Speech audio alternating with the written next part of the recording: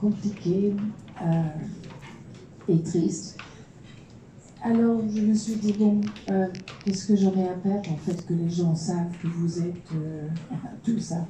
Mais c'était avec un peu de panique tout de même que j'ai sorti le premier.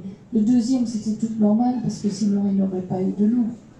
Et ma vie avec loup, ça n'est pas concevable. Donc c'est vrai que le deuxième morceau était tellement grand que j'ai enlevé plein de choses, enfin plein de tournées, plein de pièces de théâtre, de lettres, des choses qui n'existaient pas dedans parce que je trouvais que c'était peut-être pas passionnant. Et aussi, moi, je me suis toujours passionnée beaucoup plus sur la vie privée, beaucoup plus sur les filles, beaucoup plus sur les personnes que j'ai rencontrées. Donc, voilà, il y a des passages où je suis assez contente. Le premier, je suis contente d'avoir fait finalement parce qu'après toutes ces craintes, je viens de le faire en anglais, je l'ai aussi fait en audio, en français, c'est sorti en italien, en russe, enfin, espagnol. C'est vrai que je suis contente qu'il y a mon point de vue, parce qu'on a écrit tellement de choses, et peut-être ces journaux-là ressemblent à tout le monde, beaucoup, beaucoup. Et des séparations, et des questions qu'on se pose, des chérus. D'ailleurs, vous dites dans le premier tome, durant vos années d'internat, la première séparation d'avec vos parents, vous passez 3 ans à l'internat. Enfin, je crois que vos parents vous disent 2, et vous êtes sûr que c'est 3. Et vous écrivez dans votre journal, voilà, il y a Catois journal, enfin, vous vous adressez en plus à votre Saint-Jean Peluche, dans le premier, Monkey.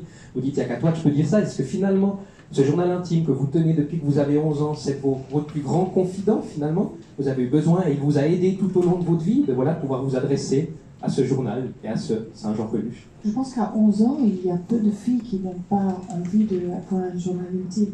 Il me semble. Ou peut-être que c'était plus de mon époque, mais en tout cas de l'époque anglaise, très très connue. Hein.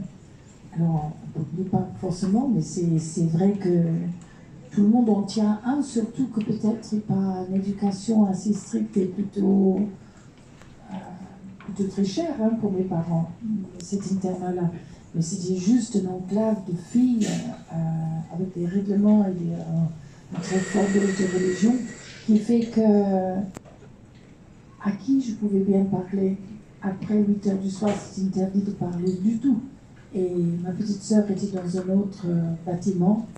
Et les misères qu'on se fait, quand les autres filles nous taquinent en disant que vous êtes moitié garçon. Bon, j'étais pas sûre hein, que je ne sois pas. Donc, où est-ce que vous pouvez mettre ça? Un journal, c'est vachement bien pour ça. Et après, on continue pas. Il se trouve que j'ai continué et j'étais aussi.